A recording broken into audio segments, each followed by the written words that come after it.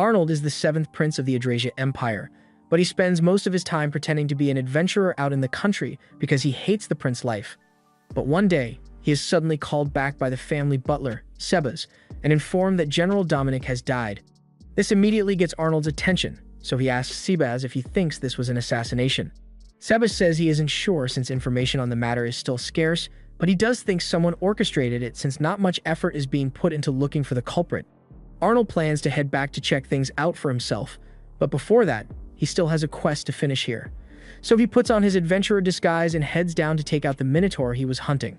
Normally, he'd like to have a little more fun with his battles, but since he's in a hurry right now, he decides to finish this quickly. So he hits the Minotaur with an anti-gravity spell, and while it is floating uncontrollably in the air, Arnold proceeds to hit it with 3 spells at once, killing it instantly. A little while later, Arnold heads over to the guild to report the success of his mission, and as proof, he carries the horn of the Minotaur in. The other guild patrons are all amazed that he was able to take a Minotaur down all by himself, but the receptionist doesn't seem surprised at all, since this much is to be expected from one of the Empire's 5 SS-class adventurers.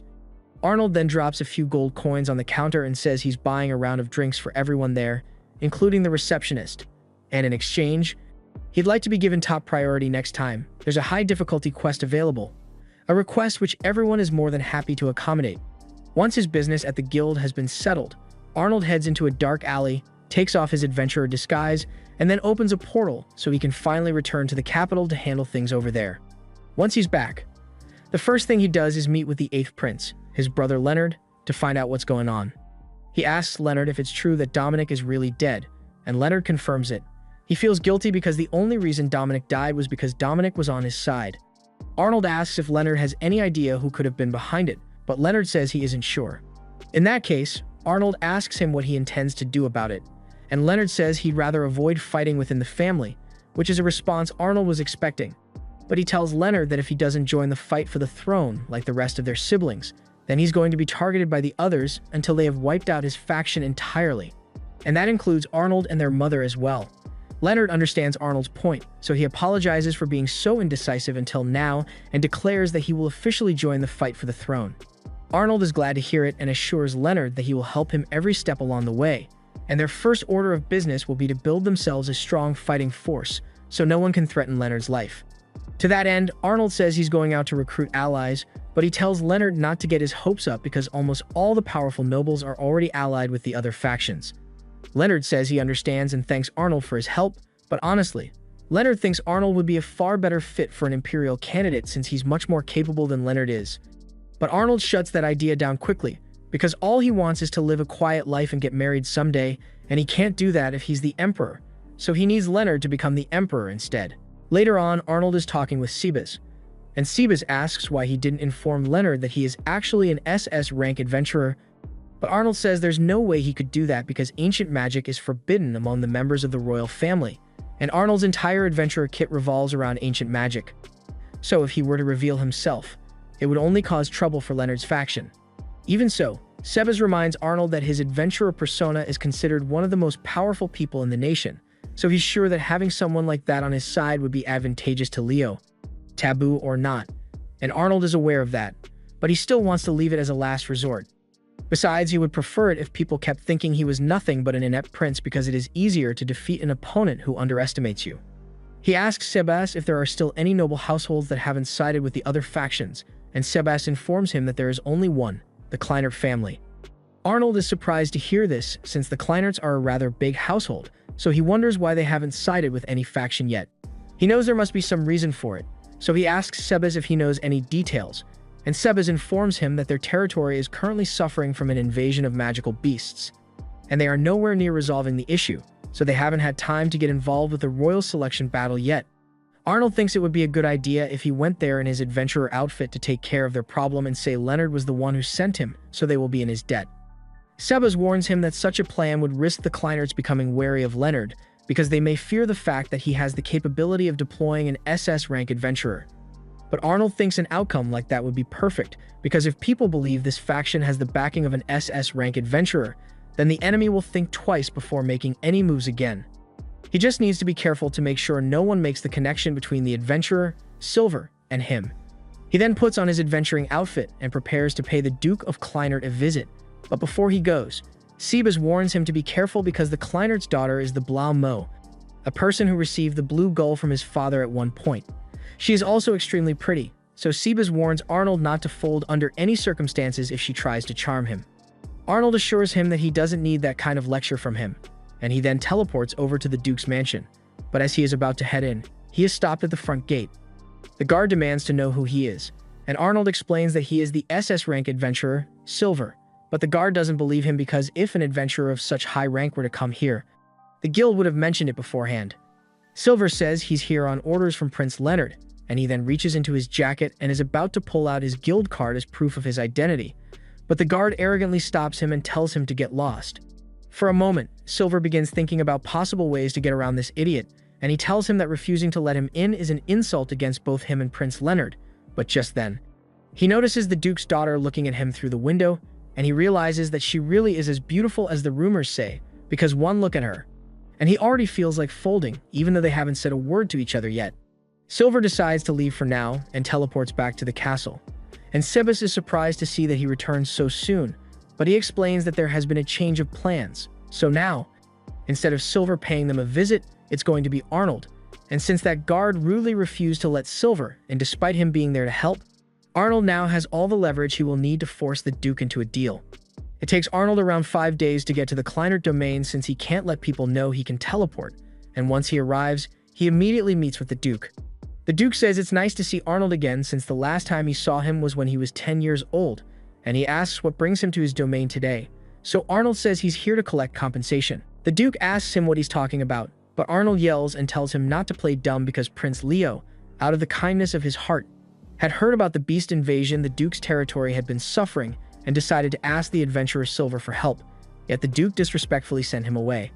The Duke stands up in a panic when he hears Arnold mention the name Silver because he recognizes it as the name of the famous SS rank adventurer, and he asks if someone like that really came all the way out there because he didn't hear anything about it. Arnold yells and asks if the Duke is trying to call him a liar, and Sebas plays along, acting as the good cop and telling Arnold that it is possible the Duke really isn't aware of what happened, so he says it might be a good idea to give the Duke some time to go investigate the matter and get to the bottom of it. Arnold agrees to allow it, so the Duke leaves to go ask around regarding the matter, and once he is out of the room, Arnold smiles because this is exactly how he had hoped this would play out. A little while later, Arnold hears the Duke yelling at his son, and shortly after that, the Duke drags his son in to apologize to Arnold. He explains that he had left his son in charge of watching the gate a couple of days ago as a character-building exercise, and a man claiming to be Silver had shown up, but his son sent him away unceremoniously. The Duke's son says no one would have expected an SS-rank adventurer to show up out of the blue, so he thought it had to have been an imposter. But the Duke tells him that is still no excuse for refusing to confirm his identity before chasing him away. Arnold then speaks up and asks the Duke how he intends to make this right because, after suffering disrespect of that level, Silver might not want to work with Leonard anymore. The Duke realizes how serious the situation is, so he offers his life to atone for what happened. But Arnold says he doesn't want the Duke's life, nor does he want his son's life, because things like that are of no benefit to him. Just then, the Duke's daughter rushes into the room and asks Arnold if he will accept their apology if she offers to give herself to him.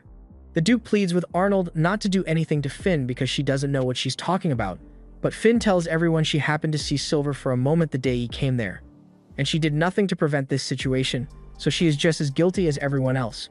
Both the Duke and his son beg Arnold to leave Finn out of this and punish them instead because they are the ones at fault, and Sebas tells Arnold that, given how sincere they are being in their apology, he may want to consider being lenient with them.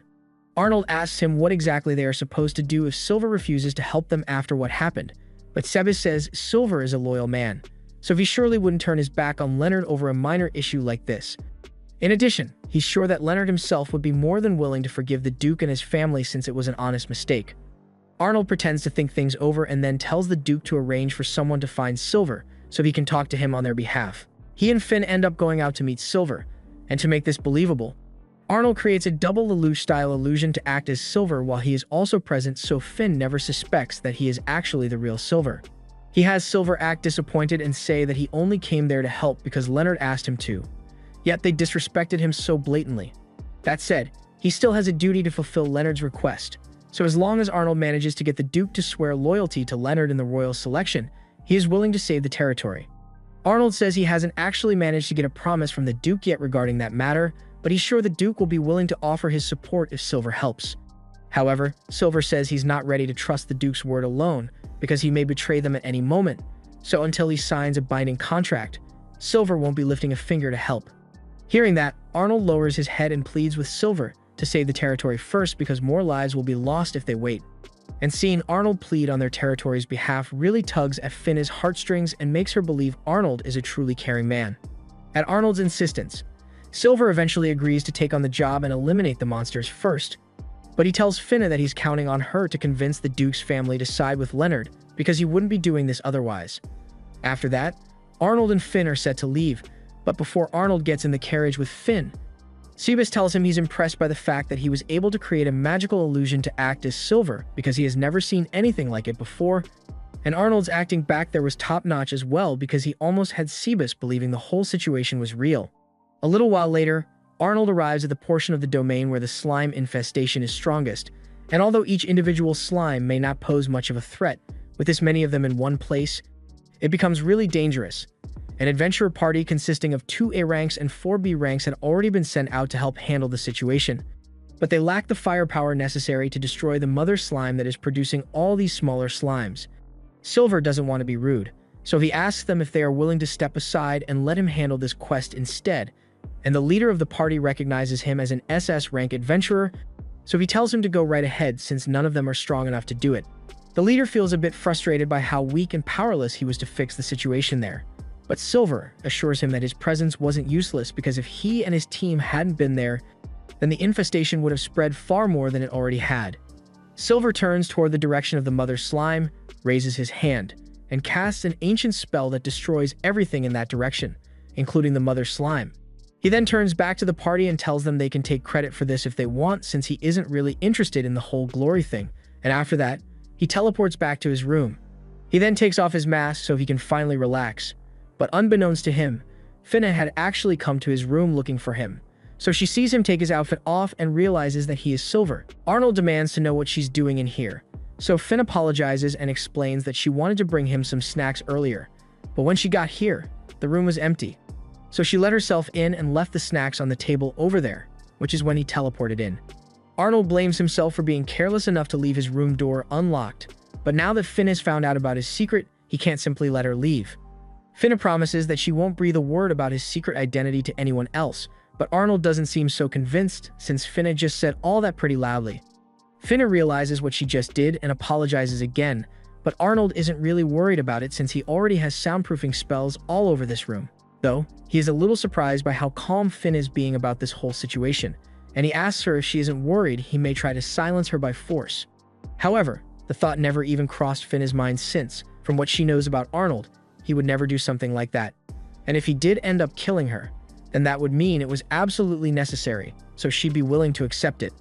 Arnold can't believe Finna really trusts him with her life to such a degree, but she reminds him that he is still the hero who saved their domain, whether it be as Arnold or as Silver. So of course she'd trust him. She admits that it's still a little confusing for her to wrap her head around how he appeared in 2 places at once last time, but it's now clear to her that Arnold must be trying to let people think he is nothing more than an insipid prince for the sake of Leonard, which makes him seem even more honorable. Looking at her smile like that, Arnold really doesn't have the heart to silence her, so he agrees to let her go. But he makes her swear that she will not reveal his secret under any circumstances, and Finnis says she completely understands.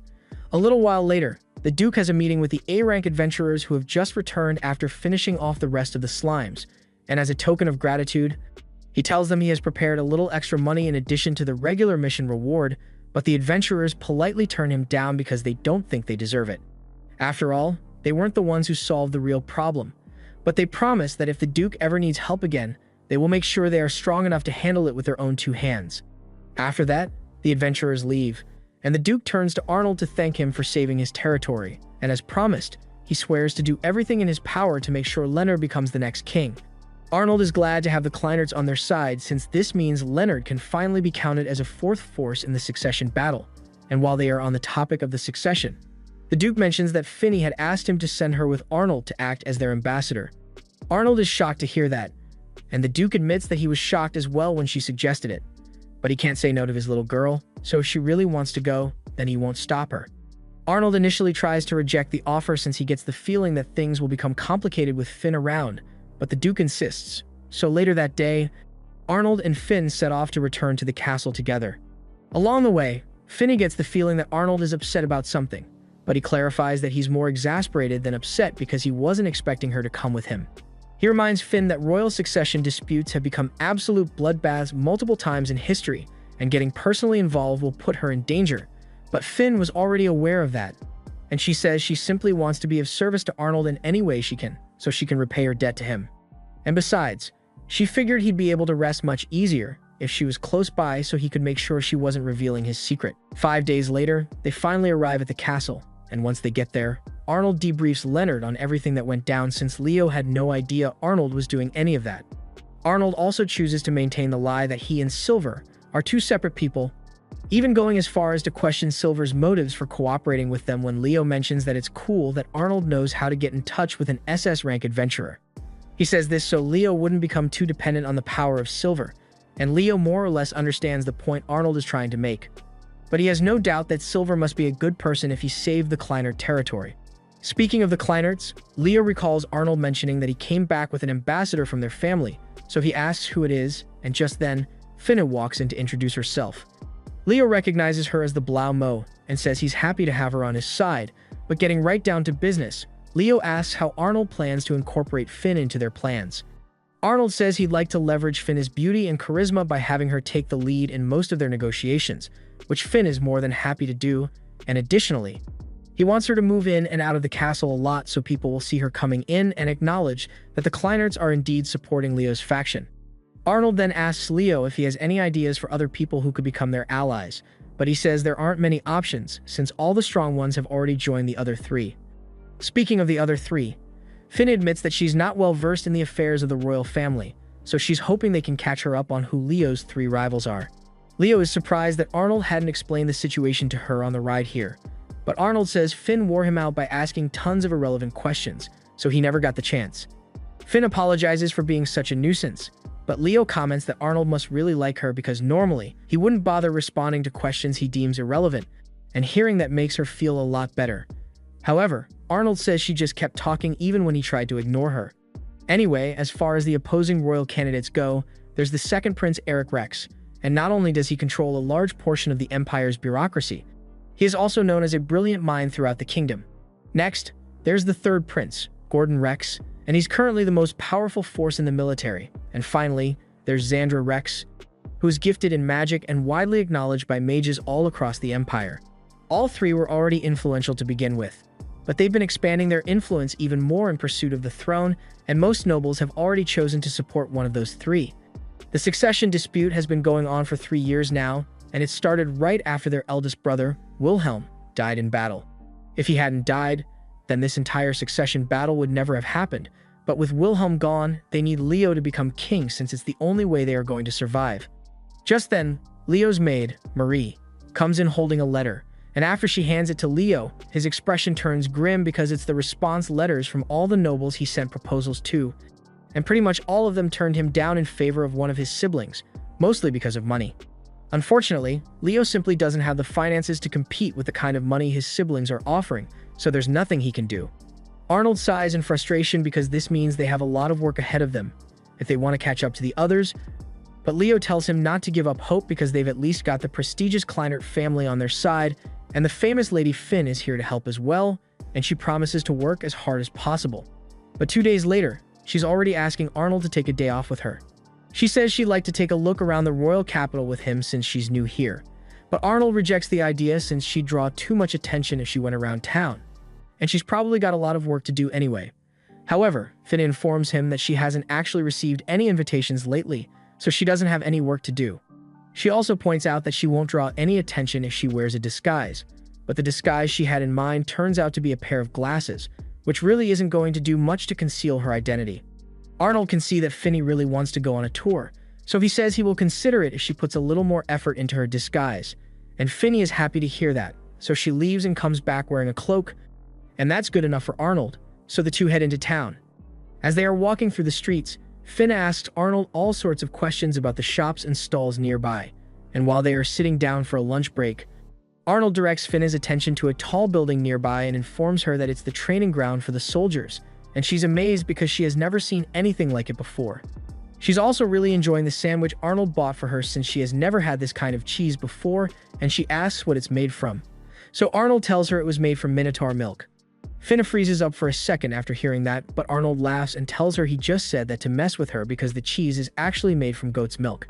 Finna is relieved to hear that, but then she notices Arnold staring off into the distance, so she asks him what's wrong, and he says he was just recalling how he used to play the same way as those kids over there when he was little. Just then, one of the kids accidentally splashes Finny with a water ball, and though she wasn't hurt, it did leave her dress all wet and transparent, so she freaks out, and Arnold drags her off to his tailor so he can get her a new dress to wear. He tells Finna to pick out any dress she likes, but she doesn't know what to choose, so she asks Arnold to pick one for her instead, and since she's insisting, Arnold chooses a white dress, which he thinks will look good on her. While Finn is changing, the tailor jokingly asks Arnold if he's finally thinking about settling down since it's rare for him to go out with a lady like Finn. But Arnold just brushes the idea off and says there's nothing going on between him and Finn. However, as Finna finishes changing and comes out in the dress Arnold picked out, the tailor notices Arnold's eyes light up, and that's the clearest sign of interest he has ever seen. Arnold tells the tailor that he will send Sebas over later to settle the bill for the dress, and the tailor tells Arnold and Finna to have fun on the rest of their date, but they both get embarrassed and tell him that this isn't a date. After that, Arnold and Finn continue going around town to visit all the interesting spots, and by evening, Arnold says it's about time they finally head back home. But Finna actually has one more store she'd like to go to first, so she asks Arnold if he can wait a little, and he agrees, but he tells her to make it quick. Finny thanks him and heads off into the store, but while Arnold is standing outside by himself, a group of nobles from the Holsworth family walk up to him, led by Guido Holsworth, intending to cause trouble. Basically, since Arnold is considered an insipid prince, Guido comes over to pick a fight with him because he believes Arnold has no means to fight back, and despite the fact that Arnold could obliterate him if he wanted to, he chooses to just stand there and take the abuse so he won't blow his cover. However, Finna spots this happening, and she refuses to stand by while Arnold is being abused, so she comes out and reveals herself as the daughter of the Kleinert family in the Blue Mo, which makes Guido panic a little because he hadn't expected Arnold to have such an influential companion. She really lays into Guido, telling him how disappointed she is by the fact that this is how he treats a member of the royal family simply because he believes he has no backing, and she even likens his behavior to blatant disrespect toward the royal family, something that could have severe consequences for Guido. So Guido quickly apologizes and flees the scene. Arnold is glad that that's finally over, but he tells Finn that she really made a huge mess with the stunt she just pulled, because if she had just stayed out of it, Guido doing something like this in public would damage the Holsworth family's name without Arnold having to do anything. But now that she revealed herself, not only is Guido likely to hold some animosity toward her from now on, but this will also hinder Arnold's ability to work in secret since people will pay more attention to him now that they know he has a connection to the Blue Mo. Finn apologizes because she hadn't considered all of that before acting, but Arnold says it's fine since he knows she only did it out of concern for him. If anything, he wants to apologize for spoiling the mood since they were having so much fun until this happened, but Finna tells him he has nothing to be sorry for, and they'll just have to be more careful next time. Arnold is a bit caught off guard since he hadn't even considered the possibility of going out with Finn again, but she says she'd really like to come see the town with him again later, so Arnold agrees to schedule another outing with her. A few days later, Arnold and Leonard are called into a meeting at the royal palace along with all the other members of the royal family because the king has an important announcement to make, and Arnold can already tell that this isn't going to be good news. The king thanks everyone for taking the time to come even though it was on such short notice, and Gordon is the first to ask the king what he called them here for, and he assumes it must be something related to war, which he is really excited about, but the king tells him it's nothing like that. He says he just wants to start a little competition between all his children, and when Gordon hears this, he becomes even more excited because he thinks he will be able to show off his strength, but the king tells him it's not a contest of strength. After all, he's got a 10-year-old little brother and sister, and the king doesn't want to see them get hurt over this. In that case, Gordon asks what the contest is going to be about, and the king informs everyone that he's actually planning to bring back an old festival they used to hold decades ago, and they all become intrigued when they hear him say this, so they ask what kind of festival it is, and the king goes on to explain that it's the Festival of Hunting. The hunting festival used to be held during a time when there were countless monsters near the kingdom, and the contestants in the festival were tasked with hunting the largest and rarest monsters they could find. But in recent years, with the rise of skilled adventurers in the kingdom, the number of monsters dwindled so much that the festival was no longer necessary. The king's plan is to hold the festival again this year, and he really seems invested in the idea. But Carlos asks him if he's sure the guild would approve of such a request, since a festival like this would be encroaching on their work. The king assures him that there will be no problems on that front since he has already gotten approval from the guild, and Arnold comments that the approval was rather quick. And the king goes on to explain that the guild has actually been having trouble keeping up with the monster population recently, so they were more than happy to accept the help, and that's part of why the king came up with this idea in the first place. Since this is going to be a competition, Gordon asks the king if they will get some kind of reward for winning, and the king asks him what reward he was hoping for. So without missing a beat, Gordon tells him he'd like to be named Crown Prince if he wins the contest. The king finds Gordon's directness refreshing since he stated exactly what he wanted without hesitation, but he says they can't decide something as important as who the Crown Prince is going to be with the festival. However, he also doesn't think it would be fair to ask them to compete without an adequate reward, so he tells them all that whoever wins will be named an ambassador. And this gets the attention of all the members of the royal family since that's quite a prestigious position. After the meeting is over, Arnold and Leonard are walking back, and Leonard tells Arnold that he should go for the ambassador position, but Arnold doesn't think he's the right person for that position since he doesn't want to be in charge of maintaining relationships with foreign nations. He thinks Leonard would be a much better fit for the position, and Leonard agrees to do it. He isn't really a fan of the idea of competing with their siblings, but he knows that if he doesn't fight, he and everyone he cares about will be put in a tough position. So he's going to do everything he can to win. However, he won't be able to do it alone, so he asks Arnold to continue to support him. A little while later, back in Arnold's office, he is really stressed out because this whole festival is a huge problem for them. Finna doesn't really understand why Arnold is so upset, since she thinks this is the perfect opportunity for Leonard to earn some recognition and boost his standing in the running for Crown Prince. But while that may be true, Arnold reminds her that if any of Leonard's competitors manage to win the festival, then Leo will basically have no chance of becoming Crown Prince after that. Finn agrees that a situation like that would be pretty bad, so she asks Arnold what they should do, but he hasn't really come up with anything yet. From what Seabass was able to learn, the competition is going to be held toward the east, in a region where adventurers haven't been able to keep up with the rising monster population. Normally, the knights would have been dispatched to deal with a situation like that before now. But Arnold assumes the Emperor must have deliberately left the monster population unchecked so he would have an excuse to organize this event. And the worst part about this whole thing is that it is largely going to depend on luck because, even if you are strong, you just have to go out into the forest and hope you run into a rare monster so you can defeat it. The other teams are surely going to try to scout out the area for good monsters in advance, but Arnold and Leonard don't have the manpower necessary for that kind of preparation, so they don't have many options. Even if they somehow manage to find a promising location, there would be no guarantee that another team wouldn't stumble across the same monster after the festival even began. So every plan he comes up with seems to rely on circumstances outside of his control. Finna suggests that Arnold could just win the entire thing easily if he used his magic, but he says he can't do that because exposing his power now would ruin his image as a useless prince, and that would make it a lot harder for him to work in secret to help Leonard become the emperor. Of course, he could secretly work as Silver to drive monsters toward Leonard's team once the festival starts, but Finna tells him he can't do that since forcing monsters out of their habitat like that may cause them to attack the people in the neighboring settlement, and a lot of people could get injured. Arnold agrees that doing something like that would be a little too reckless, so it's back to the drawing board for now. On another note, Seabass mentions to Arnold that the guild has been trying to get in touch with Silver lately, so he might want to head over there to see what they want. A little while later, Arnold arrives at the guild as Silver, and there, he is informed that the guild wants him to take on a quest to slay a mutated Cerberus monster.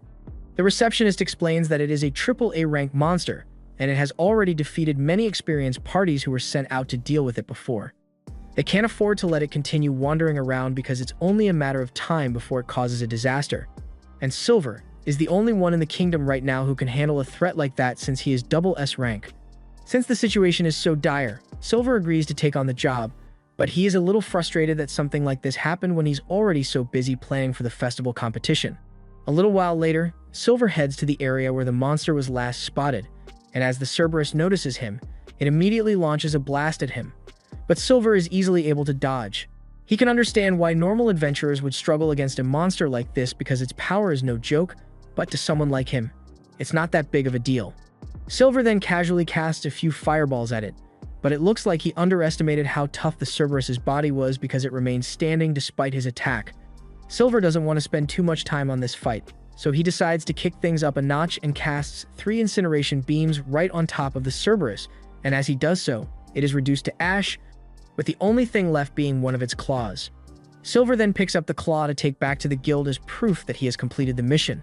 But just then, a group of knights on horseback ride up to him, and he recognizes the leader as Elna Armsburg, but Elna is the last person he'd want to see since he absolutely hates her. Elna asks Silver if he was the one responsible for that explosion she heard just now, and Silver coldly confirms that and asks why it matters to her. Elna is a bit thrown off by how rude he is acting, but she explains that she had heard about a Cerberus causing trouble around this place, so she was on her way here to kill it, and she asks if Silver has already taken it out. But Silver calls her blind and points out that he's standing in a crater with the charred remains of the Cerberus, so the fact that he has taken it out should be obvious.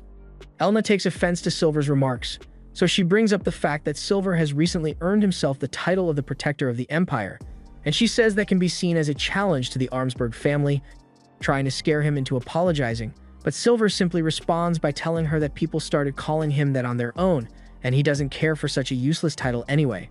He then turns the tables on her and points out that she just stated she was on her way here to kill the Cerberus, even though the guild had already posted a job to have it slain, and that can be seen as the Armsburg family challenging the guild.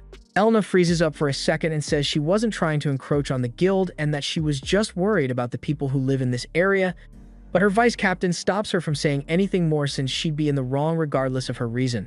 He suggests they should just start heading back before this becomes a bigger issue, and Elna reluctantly turns to start leaving, but she tells Silver he is going to regret making a fool out of her.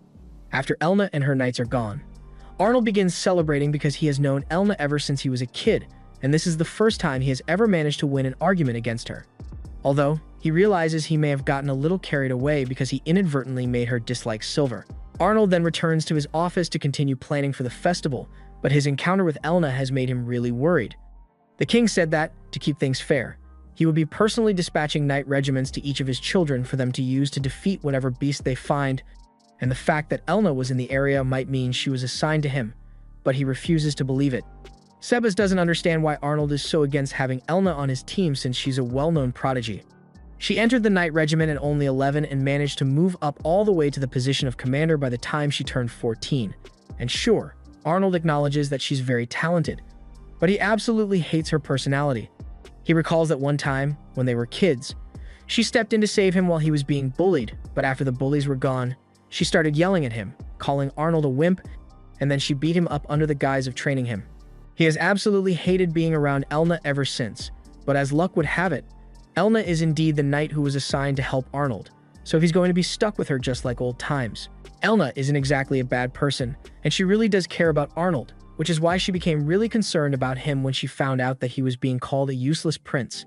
She plans to help Arnold prove all those haters wrong by training him as much as possible, which is exactly what Arnold was worried she would say. He pleads with Sebas to get him out of this, but Sebas actually thinks a little training would be good for Arnold, so he lets Elna drag him away, and Arnold ends up getting forced to train all afternoon and evening, and by the next day, he is left absolutely sore and exhausted. Finn is giving him a massage to help with the soreness, but she is a little confused by the fact that Arnold is in such bad shape after a little training, even though, with what he's capable of doing as Silver, he should be much stronger than Elna. Sebas explains to her that all Arnold's strength comes from the fact that he is capable of using ancient magic, but when it comes to his physical body, he is actually pretty weak.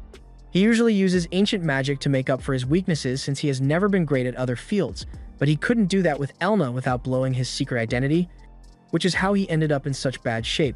However, his personal feelings about Elna aside, he does think this is a perfect opportunity since the reason he didn't want to use his power to win the festival was because it would draw too much attention to him. But with Elna being considered the strongest knight in the kingdom, if he were to win now, people would naturally just assume it was thanks to Elna's strength and continue to underestimate him.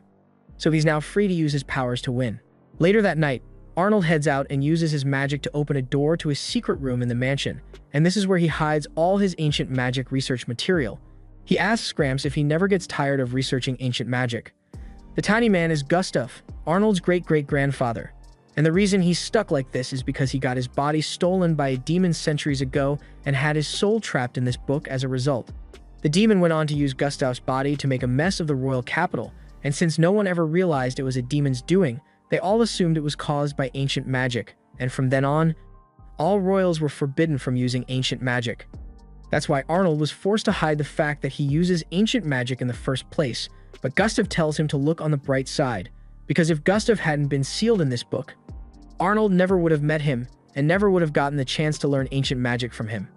Anyway, Gustav knows Arnold probably came here because he wanted some advice, so he asks him what's wrong, and Arnold informs him that Leonard was recently caught up in the struggle for the throne. Gustav isn't too surprised to hear that since it's inevitable that all capable members of the royal family will be dragged into it sooner or later. And if you refuse to fight back, then you're probably going to end up dead. As a matter of fact, Gustav recalls hearing Arnold mention that the first prince, Wilhelm, died not long ago, and Gustav is almost certain that he must have been assassinated. Arnold tells him that Wilhelm died at war, and according to the Imperial investigation, there were no signs of an assassination attempt, but Gustav isn't buying it. He points out that if Leo had been the one sent to war, then Arnold would have done everything in his power to keep him safe, and the same can be said for Wilhelm, since he without a doubt had people who would have protected him, yet they all somehow failed. And the fact that the Imperial investigation found no evidence means that either there's a large conspiracy at play here, or the Emperor himself may be behind it. If that's the case, then Arnold realizes handling this is going to be a lot trickier than he thought it would be. He then asks Gustav if he knows of any ancient magic that is capable of controlling monsters, since there have been a lot of monsters showing up near the kingdom lately, and he gets the feeling someone might be behind it. Gustav's eyes light up when Arnold mentions ancient magic because he really loves talking about it. He tells Arnold that there's a spell to control an individual monster, but nothing that allows large-scale monster control. However, there is a magical item known as the Hamelin that would be able to do it, since if someone with enough magic power were to blow on it, they could easily draw monsters to a specific location. Arnold thinks it's going to be rather difficult to beat someone in a monster hunting competition when they have a tool to attract monsters. And given the fact that they were willing to take the risk of attracting monsters to the capital, he gets the feeling they must be aiming for the throne. Arnold thinks there's no point in trying to play the game fairly anymore, but Gustav points out that the same goes for whoever is using that horn, since monsters had been appearing near the city since before the festival was even announced. So they must have been planning to use the monsters for something else, and the festival is just a bonus. Later that night, Arnold is walking down the halls when, all of a sudden, he senses someone behind him, and he has a good idea of what this is about, so just to make sure, he informs the assassin that he is the insipid prince, not Leonard. The assassin says he is aware of who Arnold is, and his job is to make sure Arnold isn't able to participate in the competition since having Elna on his team has made him a significant threat. However, just as the assassin was about to attack, he suddenly realized that he wasn't able to move. It turns out that Arnold had already cast a barrier around the assassin to lock him in place, and the assassin has absolutely no idea what to do since he hadn't expected Arnold to put up a fight. Just then, Sebas comes out as well and informs Arnold that he has apprehended the 3 other assassins that came in with this one, so he's the last one. Arnold then tells the assassin that he doesn't need to worry because he won't be killed, at least not until he has spilled the beans on who is behind all this. However, the assassin says he will never snitch on his boss, no matter how much Arnold tortures him. However, Arnold never intended to torture him in the first place and just uses a spell to force the assassin to reveal that the one who sent him was Xandra. Arnold honestly doesn't find it surprising that Xandra would do something like this, but the fact that she needed to go to such lengths in an attempt to ensure her victory means she likely isn't the one who's controlling the monsters. Half a month goes by, and in the city of Kiel, preparations for the festival are underway, and all the civilians are excited to get a chance to see the emperor and the princes and princesses. While a few of them are talking, a man notices that his ring is missing for some reason, and as he starts looking for it, we see a furry little blat running away. Meanwhile, in an alleyway, Arnold is out with Finn, and to make sure no one recognizes her, he gives Finn a pair of glasses which he imbued with some magic, and with these on, no one will be able to recognize her. After that, Arnold and Finn head out to enjoy the festival, and Finn is having so much fun because she had never been to one of these before now. In fact, she ends up having a little too much fun because a little while later she's sitting by the fountain with a tummy ache because she ate too much food from the street stalls. Arnold tells her she doesn't need to eat food from every stall they come across, but she says it would be disrespectful to all the good food if she didn't try at least a little bit. It may seem normal to someone like Arnold since he used to sneak out of the castle all the time when he was a kid to have fun like this, but Finna never had the chance to do any of that. She could only watch with jealousy as other kids had fun while she couldn't. Hearing her say that, Arnold says they can get back to checking out the festival after resting for a bit, but just then, he notices Leonard nearby, and he's with his knights as well. So he must be there on official business. Leo spots Arnold and Finn as well, so he goes up to them, and everyone around immediately recognizes him as one of the famous princes, which kind of ruins Arnold's plan of avoiding drawing attention. Arnold asks Leo what he's doing out there, so Leo explains that there has been a recent string of thefts in the area, and the culprit hasn't been caught yet. So the knight regiments were asked to stand guard and catch the culprit. Arnold is surprised that a thief would be so bold as to steal, with all the knights and royal family members in town, and Leo thinks it is just as strange. Just then, Finna notices two blats snuggling up to her ankles. She thinks they are really cute and wonders where they came from. But now that Arnold and Leonard think about it, blats are native to the western region of the Empire, so it should be impossible to find one on the eastern side. Just then, one of the blats crawls up Finna's dress, and while she's trying to get it out, another one of the blats grabs the hairpin that the Emperor had given her. Seeing all this happen, Arnold and Leonard immediately realize that the blats must be involved in all the recent thefts that have been happening, and the thieves behind all this must be using them as tools. Even though losing something that was personally gifted by the Emperor is a big deal, Arnold is sure the Emperor won't hold it against her as long as she apologizes, and it would probably even motivate the Emperor to catch the thieves at all costs. But Arnold would prefer it if things didn't get blown out of proportion here, so he and Leonard decide to catch the thieves themselves. Finn apologizes to Arnold since she had invited him out because she thought he could use a break, but she ended up causing more trouble. However, Arnold tells her that there's nothing to be sorry about because spending time with her really does help him relax. Besides, he's sure it won't be that hard to find the thieves because, although the blats may be fast and cunning, they are still animals, so outsmarting them should be easy. For one, Arnold doesn't think the blats are being outright controlled because things like jumping into a dress as a distraction and stealing jewelry are things that the blats can easily be trained to do. However, the tricky part is getting the blats to bring the stolen goods to you over a long distance. There's no way the thieves would risk staying nearby and potentially being caught, so they must have come up with a different method to bring the jewelry to them. And as Arnold searches around the alley, he eventually finds the clue he was looking for. Finn asks what it is, so he explains that it's a magic recording device, and the thief must have recorded a female blat's mating call and placed several of these along a path to lead the male blats back to the hideout. That means that if they just follow the trail of recording devices, they will eventually find the thieves.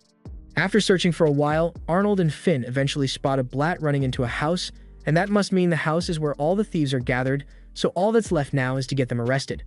To accomplish that, Arnold dresses himself up to look like Leonard and then gets the attention of two guards, telling them that he has found the location of the thieves and needs them to gather reinforcements so they can arrest them.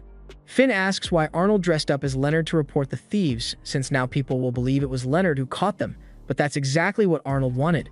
The knights would never take him at his word if he made the report as himself, and letting Leo get the credit helps with his goal of making him the Emperor anyway, so it all works out.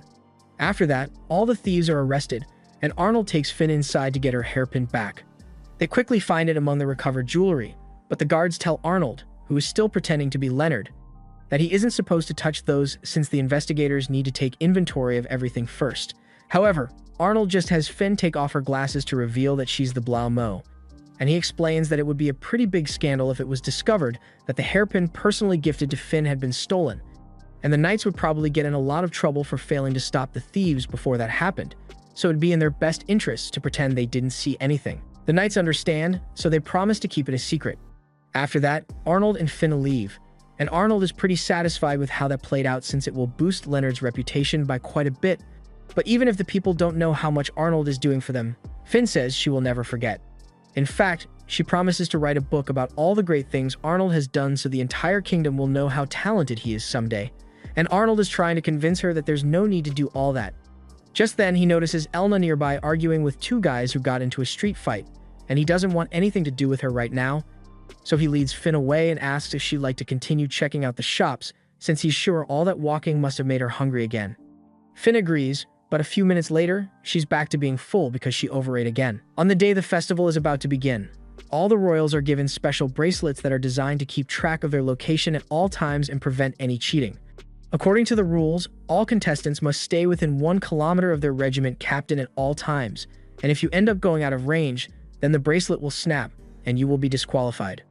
The reason for this rule is to ensure that all the royals actually participate and don't just stay at home while the regiment handles everything on their own. But Leonard is a bit confused, since he thought his younger siblings, Krista and Rupert, wouldn't be required to participate since they are so young. The advisor clarifies that the two of them are still going to participate, but they won't be required to follow the proximity rule like the others, so they are free to stay in the castle and give orders remotely to ensure their safety. Now that the rules have been cleared up, everyone is dismissed. But as Arnold is leaving the room, Krista walks up to him because she says there's something she wants to tell him. Arnold asks if she saw the future again, and Krista confirms this, explaining that the town is going to be attacked by a lot of monsters soon. Arnold is well aware of how accurate Krista's future reading powers are, so he thanks her for warning him and brings her back to his room for safety. He then asks Finn to keep Krista company in the meantime while he goes to handle a few things, but Krista grabs his hand and says she wants him to stay with her. Arnold assures her that Finna is a trustworthy person, so she doesn't need to worry. And Finna is also great at making snacks, which is enough to convince Krista. With that settled, the Monster Hunting Festival officially begins, and all the troops head out to start earning themselves points. Early into the first day of the festival, the monitor room reports to the Emperor that Gordon's squad has already killed 2 sand scorpions, and at the moment, Xandra's unit is advancing towards the northeast in search of strong monsters. All the other teams are also making slow and steady progress, but there's one exception, and that's Arnold's team because they've already racked up enough points to put them in first place by a large margin. And it's all thanks to how persistent Elna is in battle because she just charged headfirst into a horde of hellhounds, which are all AA rank monsters, and she proceeded to defeat every single one of them all by herself. She even told the rest of the knights to stay out of this and let her handle it on her own. And once she's done with the wolves, she immediately gets back on her horse to go looking for even more monsters to kill. But Arnold tells her to wait because he thinks she has already done more than enough for today.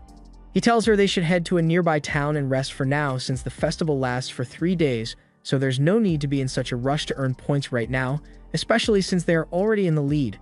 Elna tries to argue, but Arnold reminds her that, for the duration of the festival, he is her direct superior, so she can't go against his orders, and Elna's men are relieved when she finally agrees to stop for the day since they were getting tired of sitting out there and watching her fight all day. Later that night, Arnold is having a drink on his balcony when Elna comes into his room because she wants to talk to him. She tells Arnold that she was hoping that this event would be the perfect opportunity to turn his public image around, but he doesn't seem like he's trying much at all. Arnold reminds her that he has no exceptional talents and rarely applies himself or takes anything seriously, so it's natural that people would think of him as a loser of a prince. But Elna knows Arnold only does all that for Leonard's sake because, as Leo's twin, the worse Arnold's reputation is, the more it makes Leo stand out. Arnold is surprised that Elna managed to figure out that's what he's doing, but be that as it may, he tells her he's fine with how he is now. He also asks Elna to stay away from him once the festival is over.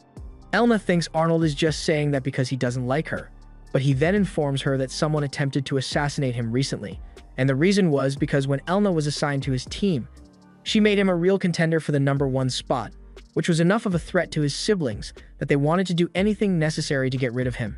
Arnold is prepared to handle whatever danger may come his way, but he doesn't want Elna to get caught up in it as well, which is why he would prefer it if she kept her distance from him. Elna apologizes because she had no idea that her presence was putting him in such a difficult position, but Arnold tells her she doesn't need to worry about it because the festival has already started, and since they've come this far already, he might as well give it his best shot. On day 3 of the festival, Arnold's regiment has just finished dealing with some monsters in the forest, but Elna is shocked to find out that, in spite of all the progress they've made over the last 3 days, they actually fell to second place behind Prince Carlos's regiment. She doesn't understand how this could be possible, but apparently, Carlos's team managed to take down 2 AAA-class monsters. Elna is still having a hard time believing all this since Carlos's team may not be weak, but they certainly aren't AAA level. After overhearing all that, Arnold assumes that must mean Carlos is the one who is using the Hamelin to summon monsters, since there's no other way he could have earned so many points in such a short amount of time. But this realization has him really worried, since Carlos is way too simple-minded to have come up with a plan like this on his own, which means someone must be using him. Just then, Elna hears the unmistakable sound of thousands of monsters stampeding. This reminds Arnold of the warning Krista gave about monsters attacking the city, so he asks Elna if she can figure out which direction the monsters are headed, and after listening a little closer, Elna figures out that the monsters are all headed towards the city, which is exactly what Arnold feared. There's no way the city's defenses are going to hold, since most of the knights are still away, and the only ones left there are the Emperor's personal security. Arnold asked Elna if she'd be willing to race back to help protect the city if he ordered her to, and Elna says it would be her pleasure to do so. But Arnold tells her he has one condition before she goes. He wants her to promise him that she will not let herself die, and the same goes for her men as well, because Arnold doesn't want to send anyone to their deaths. They are all moved by the fact that Arnold cares about their lives so much, so they all get down on one knee and swear that they will survive this battle. Elna then tells Arnold they should start heading back right away, but Arnold says he won't be going with them. With his horse riding skills, he would only slow them down if he went along. So he shatters his bracelet to disqualify himself from the competition, and now the knights are no longer required to stay by his side. Arnold then orders all the knights to get back to the city as fast as they can and defend the civilians with everything they've got, and once they are gone, Arnold puts on his disguise as Silver so he can take action as well. Meanwhile, back in the city, the Emperor is bravely fighting alongside his knights in an attempt to defend the city, and though his men are urging him to retreat, he absolutely refuses to leave until the city is safe. But just then, two figures appear in the sky, laughing at how much the Emperor and his knights are struggling. The Emperor demands to know who the two are, and they inform him that their names are Sam and Dean, and those were the names of two vampires who were banished by their vampire brethren for their heinous crimes. In order to catch them, the Adventurer Guild even put out an S-rank bounty on them, and that's precisely why Sam and Dean are here. They've been wanting to get revenge for being banished, but they are too weak to get revenge on the other vampires who banished them, so instead, they want to take their anger out on the Empire for assisting the vampires in hunting them. The Emperor reminds the two that the incident they are referring to happened a long time ago, and it was the former Emperor who made the decision in the first place, not him. But Sam and Dean don't care because they just want to kill something, and that's why they won't stop until this city has been destroyed. They then launch a magic attack at the Emperor, but before it could hit him, Elna managed to arrive just in time to block the attack. The Emperor is glad to see Elna here, but he asks how she managed to arrive so quickly since he thought she was babysitting Arnold. Elna apologizes and says she was forced to abandon her duty of protecting Arnold, and hearing her say this, the Emperor realizes that Arnold must have been the one who sent her here, and that gives him a sense of pride in Arnold. Elna then leaps into the air to attack Sam and Dean, but just then, Prince Carlos comes riding in at full speed because he wants to be the one who saves the day and is hailed as a hero. He apparently made a deal with Sam and Dean where they were supposed to let him drive them off to save the city, but Sam and Dean never intended to honor the deal and instead casually struck Carlos off his horse while mocking him for failing to realize that they were tricking him the whole time. Meanwhile, Arnold has appeared in front of Leonard as Silver, and he sees Leo is on his way to help the city as well, but Silver stops him and tells him that if he were to go now, he would be putting himself and his men in danger because they wouldn't be able to handle the monsters all by themselves. That said, he has a plan to resolve this issue, but it's going to require a lot of resolve from Leo since going through with it might get him in trouble. Leo says he doesn't care as long as it will help him protect the people, so Silver explains the plan to him. Basically, he intends to have Leo request reinforcements from neighboring cities, and a move like this would be overstepping his authority, even as a prince. But aside from that, one of Leo's men tells him that it would take several days to organize that many troops and get them all here, so it would never work. However, Silver already has a plan for that and tells Leo that he will open several transfer gates to get the knights to the battlefield immediately, but it will be up to Leo to convince them to assist him, since this only works if the soldiers voluntarily agree to come. Silver then teleports Leo and his troops directly to the battlefield, and after that, he opens portals connected to 6 different cities and boosts Leo's voice, so now everyone in those cities will be able to hear him. Leo then gives a speech, asking every available knight for assistance because the city of Kiel is currently under attack, and they need all the help they can get. He also assures them that he will take full responsibility for this, so they won't have to worry about facing any repercussions for moving out without orders from their direct superiors, and one after another, soldiers slowly begin pouring through the portals, with each and every one of them having been moved by Leonard's speech and wanting to fight by his side. They managed to get around 3,000 men in total, and with this many, they might really be able to save the city. Leonard thanks Silver for his assistance, since none of this would have been possible without his help, but Silver says he was just doing what's right as an adventurer, and they still have a lot of work ahead of them if they are going to save Kiel, so they need to get moving. Just then, the Emperor is informed that there is a second wave of monsters approaching, and it's even larger than the previous wave, so the situation isn't looking good. The Emperor orders everyone to hold their ground and make sure that, no matter what, not a single monster makes it through these gates. Meanwhile, Sam and Dean are still being held off by Elna in the sky, and inside the castle, Krista is beginning to panic because she saw in her vision that if the bad guys use the flute again, then everything will be destroyed. Finn tries to calm her down and promises that she will make sure she gets the flute to prevent that from happening. She then asks Krista where the flute is going to appear so she can go get it, and Krista informs her that it is going to fall in the middle of town soon.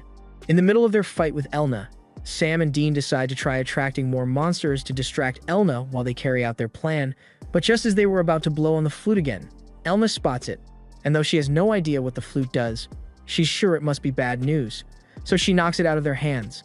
As Sam and Dean start flying down to retrieve the flute, Elna chases after them. They were just about to reach it, but just before Sam could get his hands on it, Finn grabs it out of the air and chucks it back up to Elna for safekeeping. Sam and Dean are outraged now that they've lost possession of the flute, and Dean immediately takes his anger out on Finn by blowing up the tower she was in.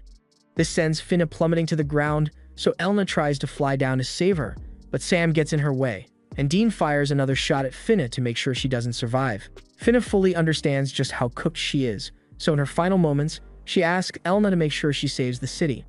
But just before the blast could vaporize Finn, Silver teleports in and cancels out the blast with his magic.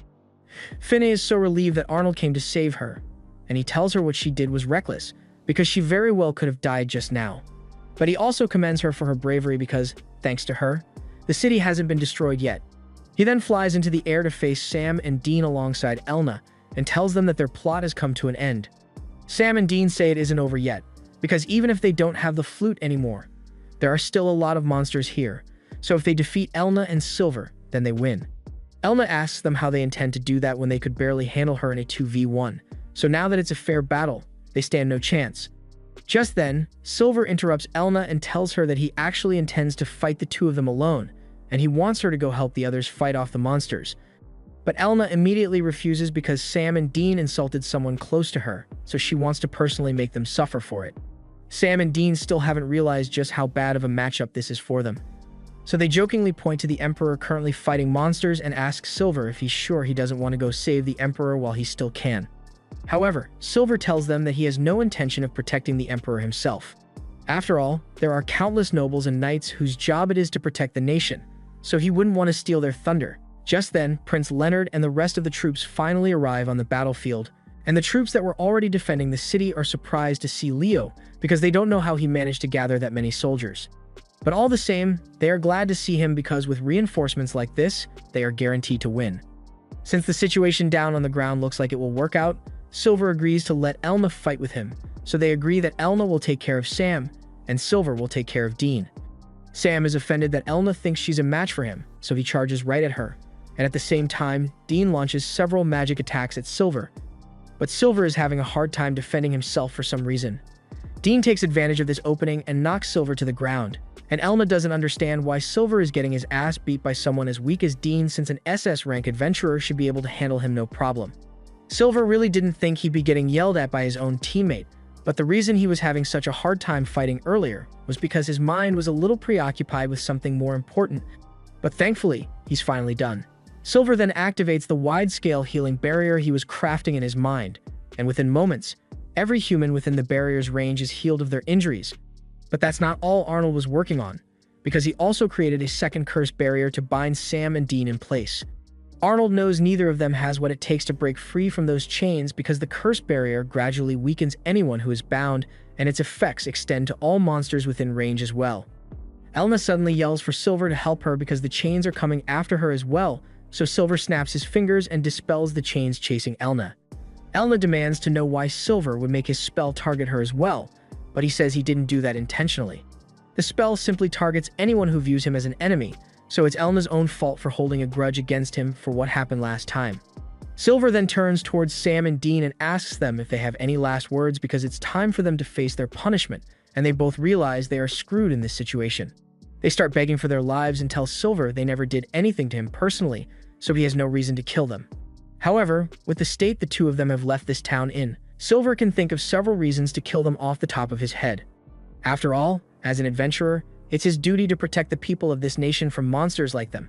Elna fully agrees with Silver, and to finish things off, she decides to take out her holy sword, but when Silver hears her say this, He calls her crazy and tells her she can't use the holy sword in a place like this, because she might level the entire town.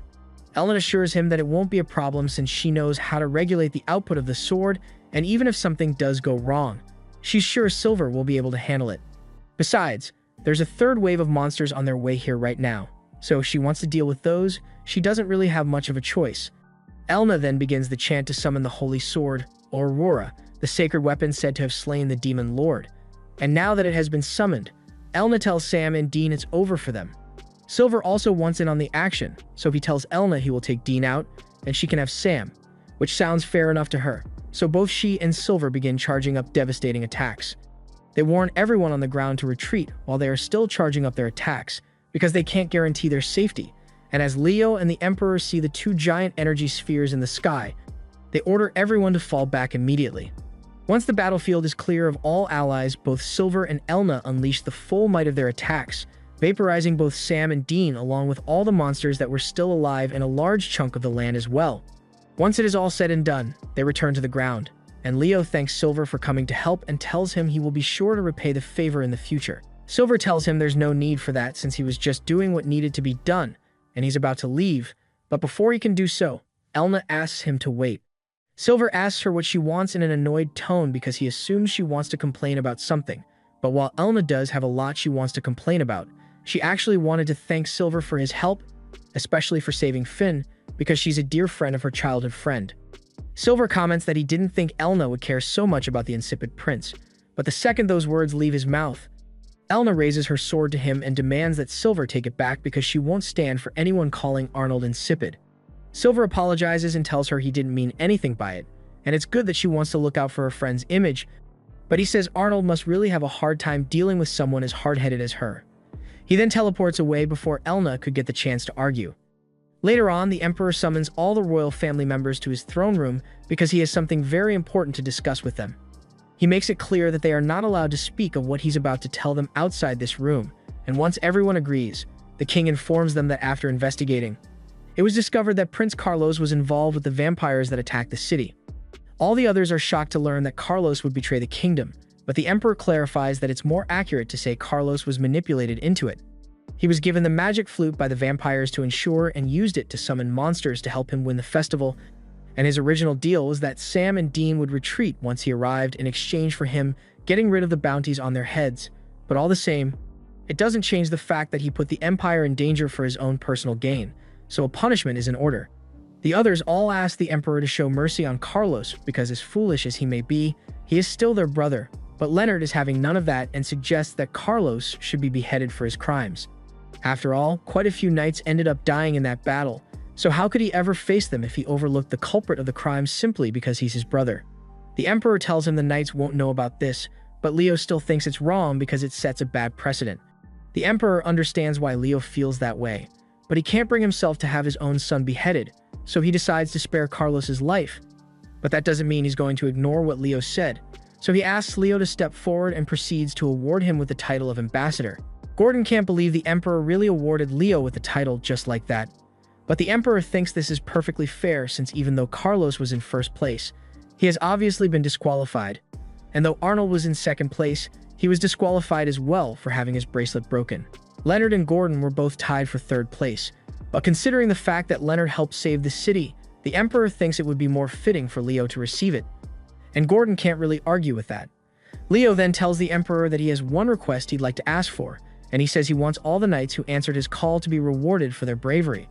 The Emperor tells him he has already made arrangements to compensate the knights, but just then, Elna steps forward and tells the Emperor that while they are on the topic of compensation, she thinks Arnold's disqualification should be reconsidered since he deliberately destroyed his armband so he could send her to the battlefield in time.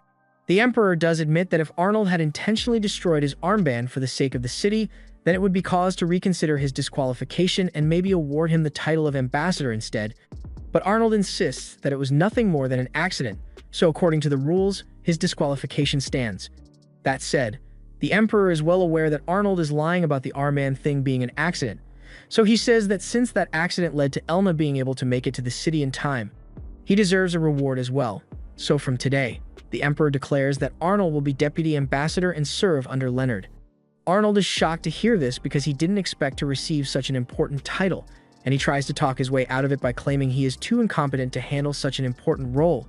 But the Emperor tells him it's about time he got a proper job and proved his capabilities, so his position as deputy ambassador stands. Arnold is mortified, because now that he's an ambassador, he's going to have to go on journeys to other kingdoms, which means he won't be able to keep track of domestic affairs as much.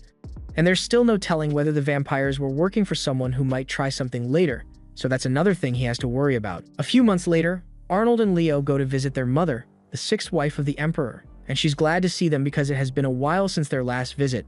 She heard all about the recent incident and how Arnold was quite the hero, but Arnold clarifies that Elna was the real hero, and he didn't actually do much. Mitsuba is sure Arnold must have done something praiseworthy since he was awarded the title of deputy ambassador, but Arnold insists that the Emperor just gave him the title on a whim, so it really isn't that important. Speaking of the ambassador position, Leo says the reason he came was to say goodbye because he and Arnold are going to be heading out of the country on an assignment soon. Their mother is excited to hear that and asks if they can bring her and Krista some foreign treats when they return, but Leo is a little surprised by how little concern she's showing since he expected her to be worried about them. Mitsuba doesn't understand why he thinks she'd be worried, since she is well aware of how capable Leo is, so she's sure he can handle anything that happens. And while she has both of them here, she asks which one of them is going to be marrying Finn, since she heard Finn has been spending a lot of time around them. But Leo denies having that kind of relationship with Finn, and that's when Krista points out that Arnold is the one who hangs out with her the most, so Mitsuba assumes that must mean Arnold and Finn are dating after all. But Arnold doesn't want to have this conversation right now, so he decides to take his leave for now. On his way out, he thinks about the fact that if Gordon or Xandra win the throne, then Krista and his mother are going to be doomed, so he needs to make as much progress towards securing the throne as possible before he leaves. To that end, he asks Seabass to help him look for any available dirt on the nobility who haven't joined a faction yet so he can use it to blackmail them into joining his side. A little while later, Arnold meets with Count Bales because he heard a very interesting rumor about him. Apparently, Count Bales' wife, Bettina, has been going out every night and getting cracked by every noble in town, and on top of that, she has managed to rack up tons of debt. So Arnold asks Bales why he chooses to stay married to her because at this rate, she is going to ruin his reputation. Bales says he would like to divorce her, but when he told the Emperor about his marriage, he was particularly happy about it, so he doesn't know how he will react if he goes to announce a divorce now. Arnold can see why Bales is concerned about the Emperor's reaction to the idea of a divorce here, and it'd be difficult for Bales to explain such a sensitive subject in person. So Arnold offers to have Leonard explain to the Emperor that Bettina has racked up more bodies than Bonnie Blue, and he's sure the Emperor would agree that a divorce is the best option once he hears the full story. A moment later, Bettina herself comes barging into the meeting room and starts demanding that Bales give her more money this month because she wants to go partying. Bales asks Bettina to show some respect because he has a very important guest with him right now. But when Bettina sees that the guest is just the insipid prince, she starts mocking Arnold because she has heard all sorts of rumors about how incompetent he is. Bales yells at her to be quiet and get out because Arnold is still a prince, and he could have them stripped of their titles for insulting him like that. After that, Bettina scoffs and walks out without another word, and Bales sincerely apologizes to Arnold for her behavior, and Arnold says it's fine. But this incident has helped Bales make up his mind about going through with the divorce, so he begs Arnold to help him explain things to the Emperor, and Arnold tells him he will handle it. With this, Arnold has pretty much secured the aid of Count Bales, but he's sure that Xandra isn't going to be happy when she finds out about this. Finn asks why, so Arnold explains that while investigating, he found out that Xandra has connections with Bettina's family, and she personally sent Bettina to marry Bales after giving her two orders. First, she was instructed to waste all of Bales' money, and second, she was instructed to start an affair with the Minister of Industry. Her goal was that once Bales had become desperate enough, she would win him to her side by helping him divorce Bettina, and at the same time, by reporting Bettina's affair with the Minister of Industry to him. She'd be able to have the minister removed from his position, after which she could then convince the Emperor to assign one of her people to fill the role instead. She had been preparing this plan for years at this point, but now, Arnold is going to be the one benefiting from her scheme. He's sure she will try a counterattack against him over this, but he had no choice since he needed to weaken Xandra so Eric and Gordon would focus on her while he's away on his ambassadorial mission instead of him. When the Emperor eventually receives the letter from Leo explaining everything involving Bales' wife and her affair with the Minister of Industry, the Emperor is infuriated and plans to remove the Minister of Industry from his position immediately and have Bales take his place instead. The Emperor has a feeling that there might be a scheme afoot regarding this issue, But he doesn't really mind because he too engaged in his fair share of schemes before he took the throne, and back then he was known as the spendthrift prince since he went to great lengths to make people think he was incompetent. That's why he is aware that Arnold is doing the same thing, and he's sure that a large portion of Leonard's recent success must have come from Arnold working behind the scenes. Though, even with their combined effort, he's not sure they'll be able to beat the others since Eric, Gordon, and Xandra are all exceptionally talented, and they surely won't sit still while someone else makes progress. That said, while he knows the fight for the throne is inevitable, he wishes it would end with as little bloodshed as possible. A little while later, Bales' divorce has been finalized, and Arnold thanks Leonard for taking the letter Bales provided to the Emperor, and Leonard is glad it all worked out. But after reading the letter and finding out all the trouble Bettina caused Bales, he can't help but wonder why Bales married her in the first place. Arnold tells Leo that this should be a lesson to him, to be careful about who he takes as his wife, and Leonard assures him that he won't make any careless decisions. But while they are on the topic, he asks Arnold if he has given any thought to who he wants to marry, and right now, the only two options Arnold can think of are either Finn or Elna, but either way, he thinks marriage will be a lot of additional stress right now, so he doesn't plan on getting married yet. On another note, Leo asks Arnold if he isn't worried about Finn, since while the two of them are away on the ambassadorial mission, she will be their flag bearer, which makes her the perfect target for Xandra, but Arnold already thought of that and came up with the perfect countermeasures because he plans to leave her in the care of Elna. The next day, Arnold decides to visit Elna's house, and he is greeted by Elna's mother, Anna, at the door. Anna is glad to see Arnold again since it has been a while since he last came over. He tells her that Finn and Elna are inside, but she's pretty sure they are in the bath right now, so he's going to have to wait, or if he wants, he can go join them in the bath as well. Arnold politely declines since he's pretty sure Elna would kill him if he tried something like that. Anna doesn't think Elna would mind that much since after all, she and Arnold used to bathe together all the time when they were kids, but Arnold recalls that Elna nearly drowned him by accident one time, so he'd rather not risk it. In that case, Anna invites him to come to one of the waiting rooms for some tea, and Arnold takes her up on the offer, but when he heads upstairs and walks into the room Anna directed him to, he ends up walking in on both Elna and Finny changing, and his life flashes before his eyes as Elna launches a pillow at him with full force, knocking him back against a wall. A little while later, everyone sits down together to talk, and Finn apologizes to Arnold for the concussion he suffered, but Elna says it's his own fault for walking in without knocking first. Arnold tells them Anna was the one who set him up because she told him to go in, and Anna thinks the whole thing is pretty funny. So she asks Arnold if he plans to take responsibility for seeing Elna and Finn in their underwear by marrying them. Arnold says he has no plans to marry anyone yet, and more importantly, he has something he needs to discuss with them. He says he'd like to have Finn stay here for the duration of his ambassadorial trip so he can make sure she doesn't get targeted by his enemies. Normally, Elna and Anna wouldn't mind doing this for Arnold, but Elna says it's going to be hard for her to protect Finn because she was tasked with escorting the ambassadorial expedition, so she would be going with Arnold and Leonard. That said, she says she can protect Finny while she's still in the capital, but he's going to need to figure out what to do after that. Arnold thanks Elna for her help and leaves Finn in her care for the night, but as Arnold is preparing to leave, Finn runs up to him and asks if he's going to be okay heading back on his own this late at night. Arnold says he's sure Xandra will probably send a few assassins after him as well, but he tells her she doesn't need to worry about him because he has Sebas with him, and if all else fails, he can take care of himself. After that, Arnold and Sebas start heading home, but not long into the ride, Sebas and Arnold sense an enemy approaching, and he didn't expect Xandra to send assassins after him so soon, but it can't be helped.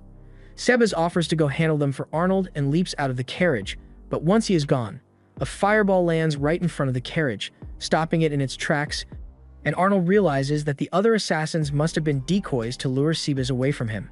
The assassin tells Arnold he is in quite the perilous situation right now, but Arnold says he's not too worried since Sebas should be back any minute now once he's done dealing with the decoys.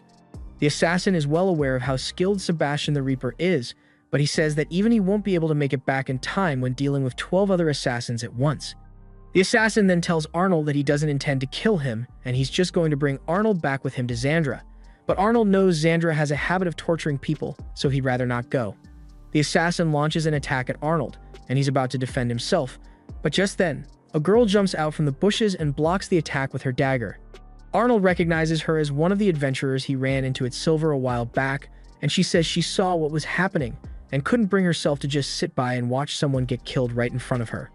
The assassin launches another attack her way, but Lynfia transforms her dagger into a shield to block it, and then she transforms it into a magical spear which can cast sleep spells on her enemies, and the assassin realizes that he won't be able to beat someone with Lynfia's skill, so he decides to retreat for now. Once the assassin is gone, Arnold thanks Lynfia for saving his life, and she tells him it's not a problem since it's an adventurer's duty to protect the people. Though, now that she gets a good look at Arnold, she realizes that he's not an ordinary commoner like she initially thought, and on that note, she has a request she'd like to ask of him. Arnold brings Lynfia back with him to his estate, and there, she explains that she would like Arnold's help in saving her village, which has recently been the target of multiple kidnappings. Arnold asks why she came to him instead of the local lord or the military, but she already asked for their help, and they did nothing, which leads Arnold to believe they might be involved. Arnold isn't too opposed to the idea of helping her, but he asks what she intends to do if he were to refuse, and Lynfia bluntly tells him that she would probably look for a weakness he has and take it to his enemies in exchange for their help instead. And Arnold likes that answer because it shows that Lynfia understands how the world works. He tells her he will help save her village, but in exchange, he wants her to help him by protecting Finna while he is away, and Lynfia is happy to accept those terms.